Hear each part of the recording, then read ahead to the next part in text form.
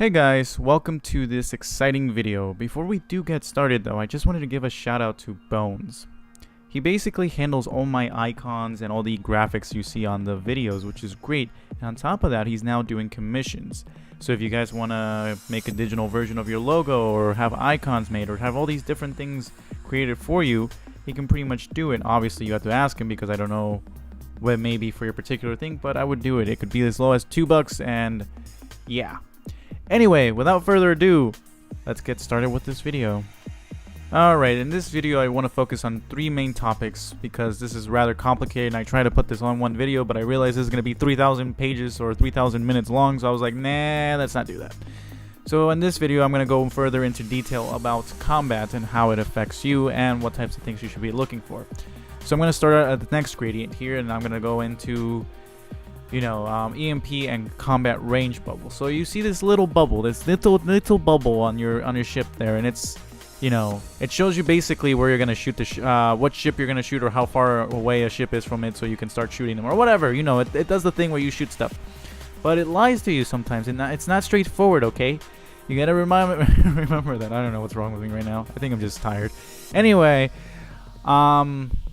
the thing to realize with it is it's not always 100% accurate.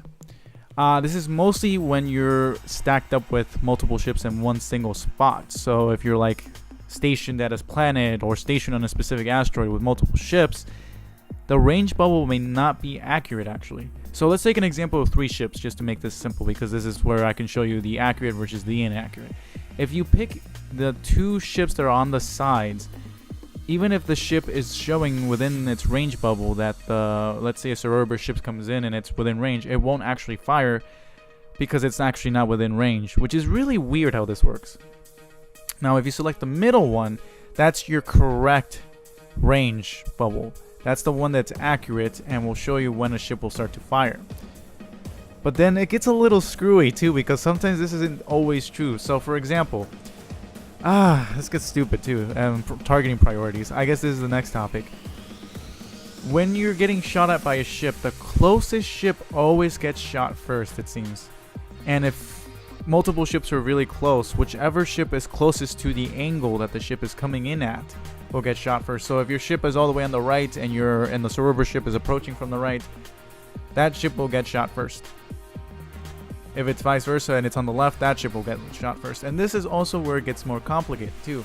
And this is why I couldn't fit everything into one video, because I could have talked about all these other things and made this video 3 hours long, but I know you wouldn't watch that. So there you go. I'm trying to save your sanity here. So grade A for effort. Anyway, aside from that, there's also the other type of stacking, which is when you start to stack players. So how that works is the first player, if this is a public red star or private red star, if you're doing it with corporation mates, how that works is if you go to a specific waypoint or a specific spot that you station at and another player decides to follow you, each subsequent player, aside from the first one, will always go below the first pair of ships. So if you have 3 battleships on that one asteroid and then other player ships decide to join you in that exact same spot, assuming player 2 is going toward your ships there, that player will be stacked just below your battleships, and if another player decides to join that same spot, then they will be stacked below the second player.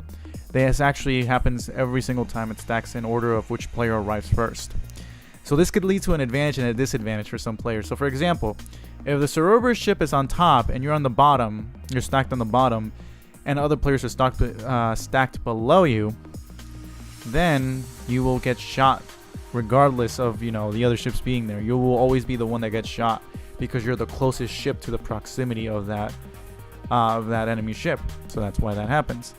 And I know it's very annoying. I get it. I wish it was straightforward. Now the other thing that really does screw with you if you're not used to this is EMP. So there's 2 things with EMP, and I'll talk about the range bubble on it. The EMP range bubble, the little circle, the blue circle, whatever highlight thing that shows up, is always accurate. But to add a little curve into it as well, it also doesn't trigger immediately. It triggers at a delay. So if you hit the button, it'll trigger like a second later. So I haven't really pinpointed if this actually, if it matters, if it will EMP the ship that's that you have within range the second you press it, or when it officially, you know, makes the animation of the EMPing. I don't know that for sure, but basically the rule of thumb is as long as the ship is in that circle, it should EMP. Anything outside or even in between, like it's at the middle of that border, it won't EMP it typically. So it's got to be right spot on there in order for it to EMP. Now, this is also the thing. You know how I told you how, you know, the range bubble will always do blah if you're within blah? This one's always 100% accurate. So if you have one ship on this whole stack of ships that are lined up on an asteroid, whichever ship was in that bubble will be the one that gets EMP. Every other ship would be fine. And I know, it's just, it's stupid. And I also, you know, the little delay there doesn't help, does it? But yeah, you see what I mean with that, like, little difficulty there? Okay, and we arrived to the final topic of today's video, and I'm just going to be covering pretty much the basics of some of the most commonly used weapons in the game, at least lower on and so forth, until you get really creative in Red Star 8 and 9 and 10 and so forth. So basically this involves laser, dual laser, and battery, and mass battery, I guess I'll cover briefly. Okay, so there's caveats and there is pros to each gun, each type of weapon, obviously.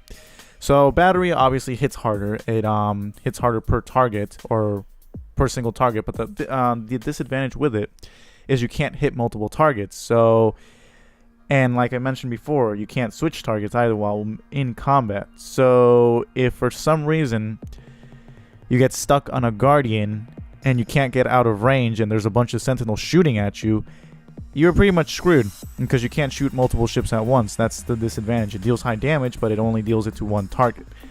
Next, we have laser. Laser is great early on overall because it's, you know, what sucks about it is the ramp up. But once it ramps up there, it deals a lot of damage, especially with Colossus and so forth.